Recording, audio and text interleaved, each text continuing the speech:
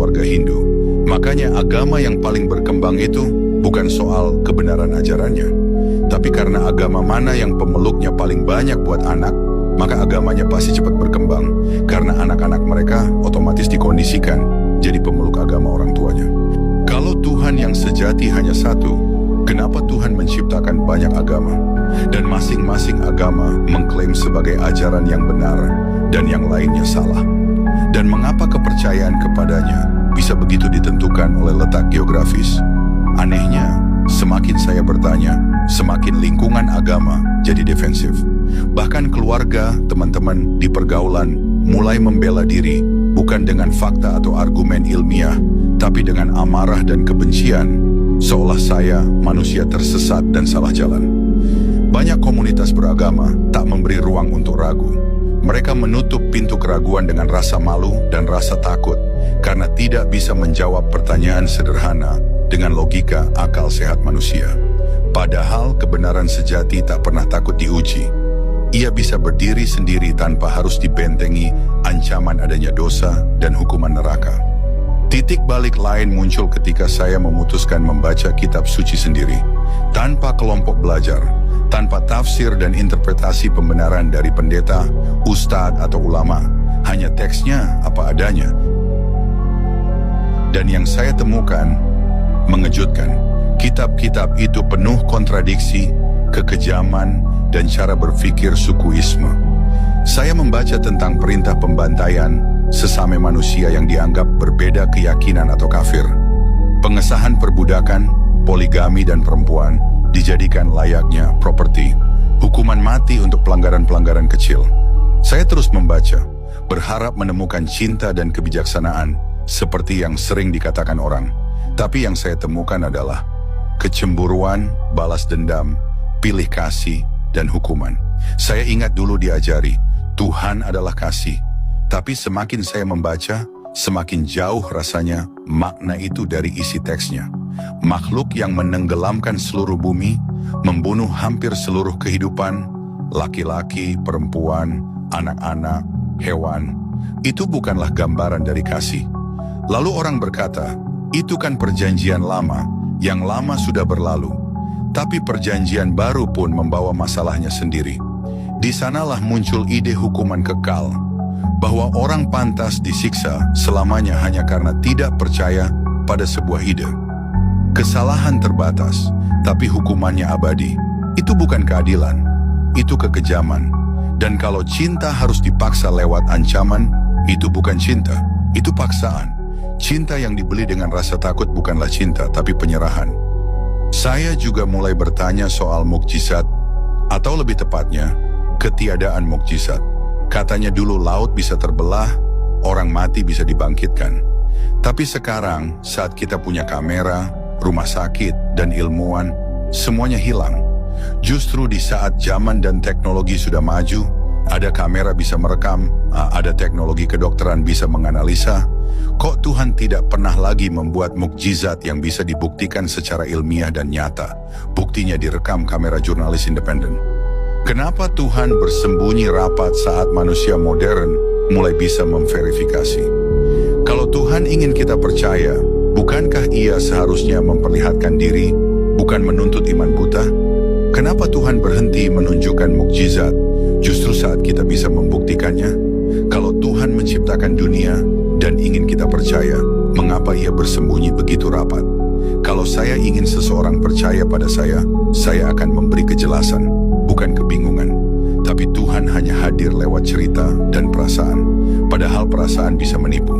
Cerita dan sejarah apalagi, semua bisa ditulis sesuai narasi penguasa dan rezim yang berkuasa. Mau seperti apa sejarahnya, semua narasi sejarah itu subjektif narasi buatan manusia. Seiring ilmu pengetahuan berkembang, peran Tuhan dalam menjelaskan dunia semakin kecil.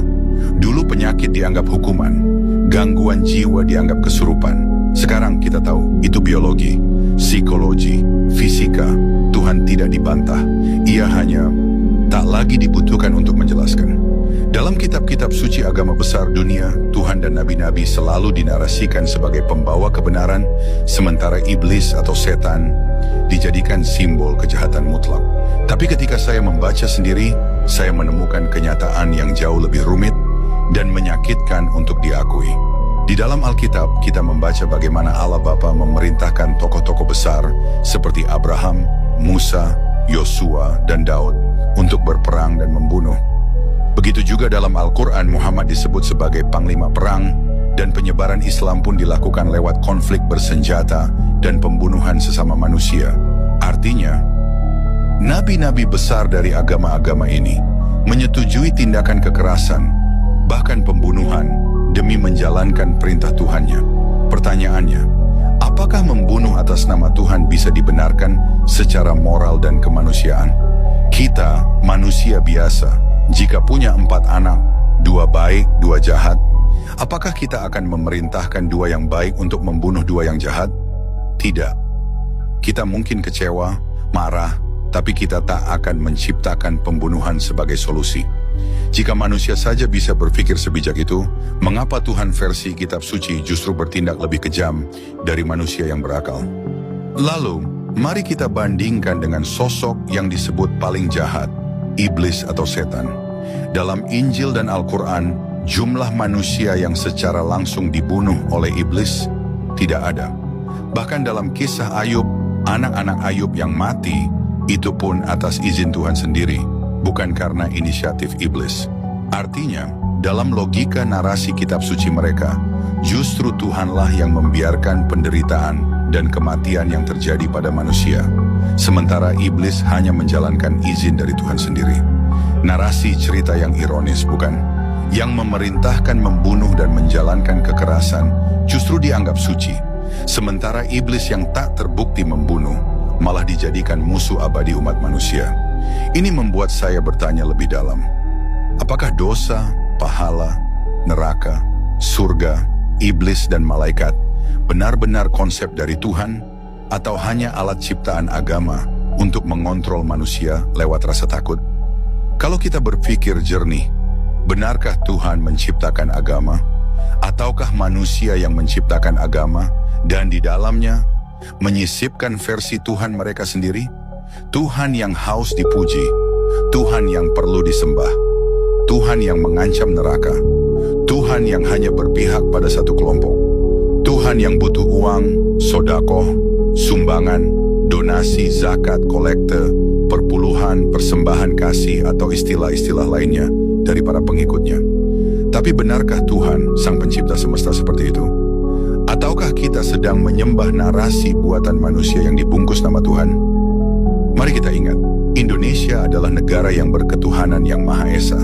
Artinya, kita mengakui satu Tuhan saja, yaitu Tuhan yang Maha Esa, Tuhan yang universal, bukan Tuhan dari versi agama A, B, C, atau D, tapi Tuhan yang berlaku untuk semua manusia, tanpa memandang agama, suku, ras, atau label kepercayaan. Tuhan yang tak berpihak eksklusif, Tuhan yang tak membenci ciptaannya hanya karena perbedaan keyakinan.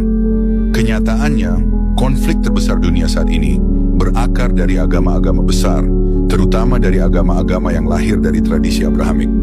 Timur Tengah tak pernah damai, Israel, Gaza, Iran, Lebanon. Semua perang dibenarkan dengan nama Tuhan. Di Indonesia kita punya sejarah panjang kekerasan berbalut agama, perang Ambon, bom Bali, pelarangan ibadah, terorisme, dan ekstremisme berbasis iman. Lalu, benarkah agama membawa kedamaian? Ataukah justru agama membuat dunia ini tidak pernah damai?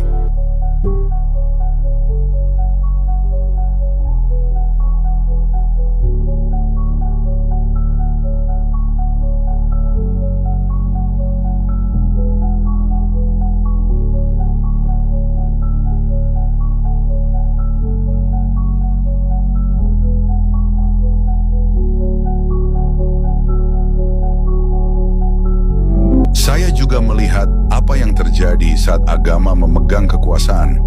Sejarah memberi kita banyak contoh, dan jarang sekali itu membawa kebaikan.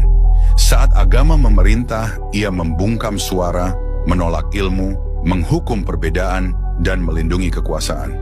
Inkuisisi bukan membela kebenaran, ia membela kekuasaan. Undang-undang penistaan agama bukan melindungi Tuhan, ia membungkam kritik. Bahkan hari ini, banyak orang masih dipenjara atau dikriminalisasi hanya karena mempertanyakan iman mayoritas. Ketakutan seperti itu tidak tumbuh dari kebenaran, ia tumbuh dari kekuasaan yang takut dilawan. Institusi agama terlalu sering berpihak pada ketidakadilan. Mereka pernah membela perbudakan, menolak hak-hak perempuan, menentang pendidikan, ilmu dan sains, juga kesetaraan pria dan wanita. Bukan berarti semua penganut agama itu buruk, tapi artinya agama bukan kompas moral. Agama adalah alat, dan seperti alat lainnya, ia mencerminkan tangan yang memegangnya. Agama sering dianggap mempersatukan, tapi lebih sering justru memecah. Kami yang benar, mereka yang salah, yang selamat, yang tersesat, yang diberkati, yang dikutuk. Perpecahan seperti ini tidak membawa damai, hanya kebencian yang dibungkus wahyu. Tapi saya sadar, saya tidak perlu percaya Tuhan versi agama mereka untuk merasakan keajaiban. Matahari tenggelam di cakrawala, tangisan bayi yang baru lahir, keindahan angka, pola dan simetri, hutan yang sunyi, otak manusia yang begitu kompleks. Semua itu indah, justru karena semesta hadir dan ada. Bukan karena diciptakan untuk kita, tapi karena kita cukup beruntung untuk mengalaminya. Lewat panca indera kita,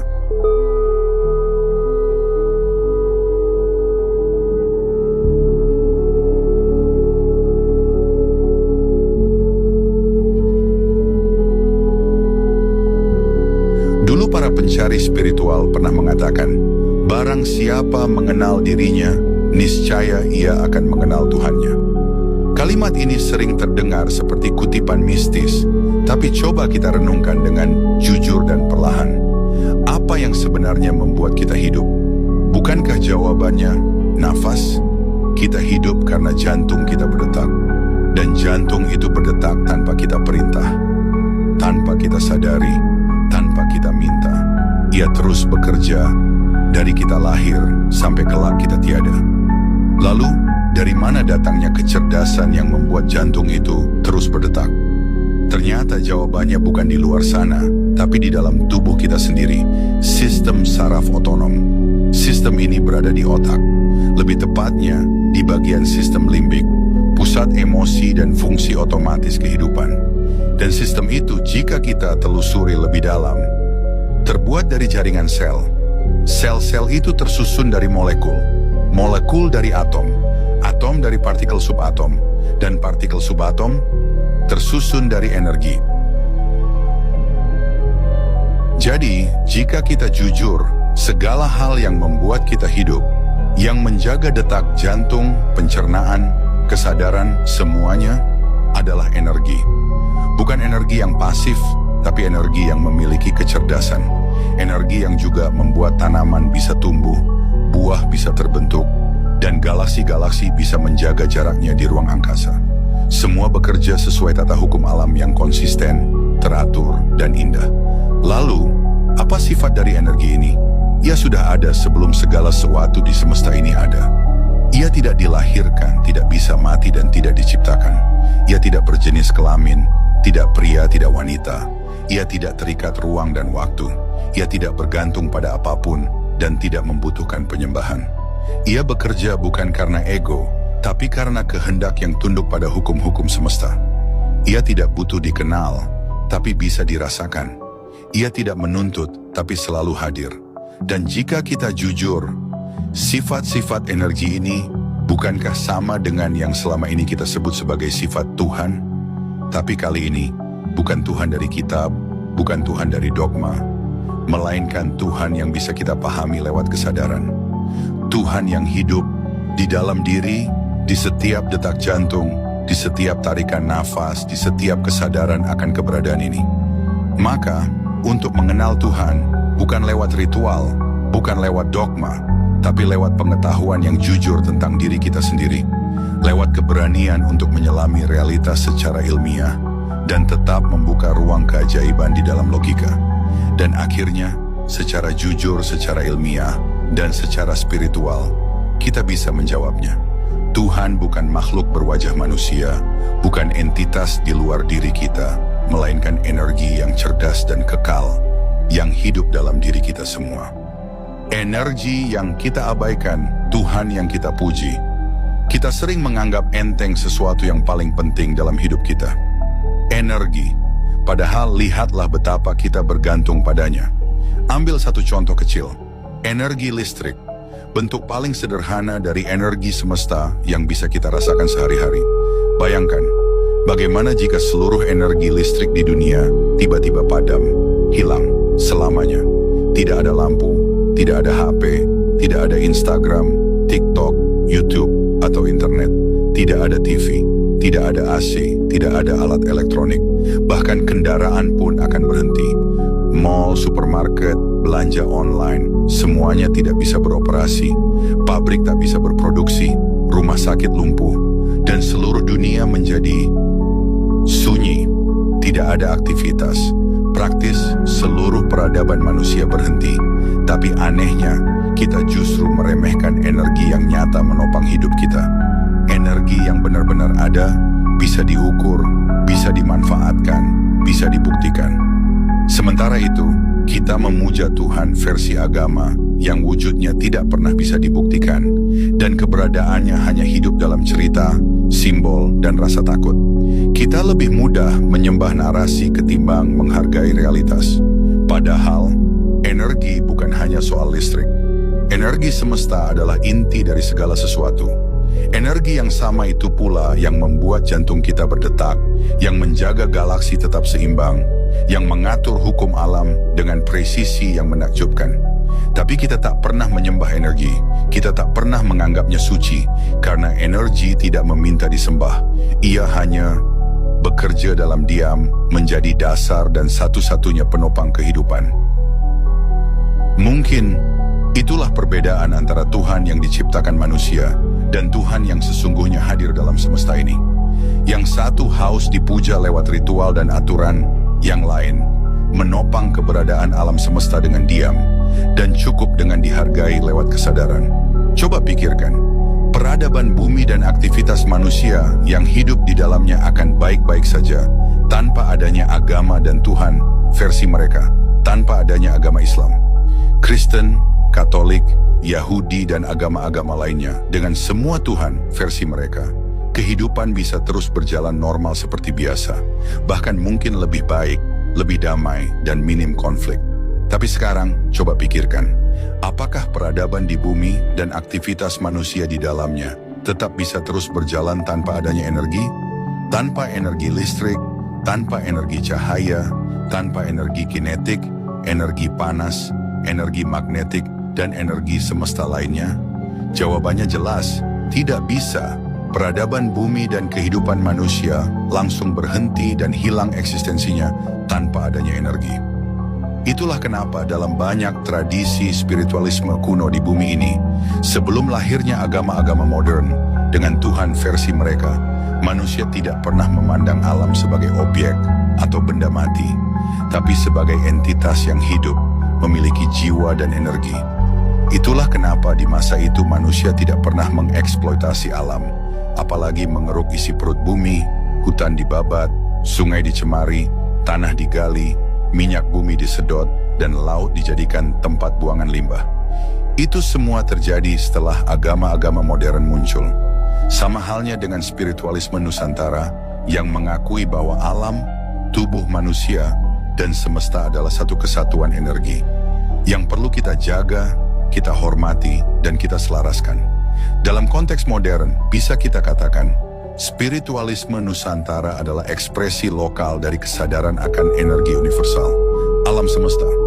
Tapi sayangnya di Indonesia kesadaran ekologis spiritualisme asli Nusantara malah digusur digantikan ajaran agama-agama modern. Tapi lihatlah hari ini, setelah bumi Nusantara dikuasai oleh dogma agama modern dari luar, setelah masuknya Islam, Kristen, dan Katolik, yang membawa sistem kepercayaan asing yang seringkali tidak mengenal roh, energi alam, tanah Nusantara ini, tanah kita berubah menjadi objek kuasa. Gunung-gunung dibongkar, hutan dibakar, sungai-sungai diracuni, Semua atas nama kemajuan, atas nama pertumbuhan ekonomi. Tapi, coba tanyakan, siapa yang tumbuh? Rakyat atau konglomerat?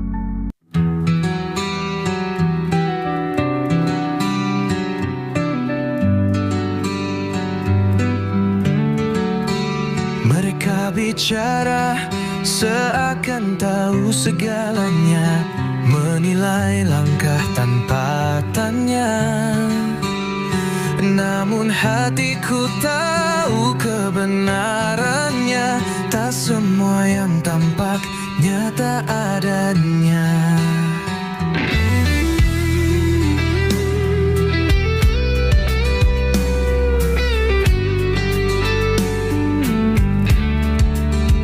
Lidah bisa tajam melukai, tatapan bisa membuat goyah hati. Tapi aku tak hidup untuk mereka. Ada yang lebih tinggi menilai semua. Sesungguhnya bukan mereka yang mengadili, bukan prasangka yang jadi bukti. Di hadapannya semua terbuka, yang tersembunyi pun nyata. Yang menimbang bukan kata-kata, tapi perbuatan dan niat di dada.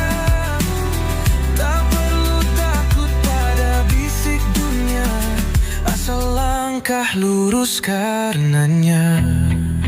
Biarlah hujan caci datang, asal Tuhan jadi tujuan. Karena akhir cerita hanya Dia yang bicara. Sesungguhnya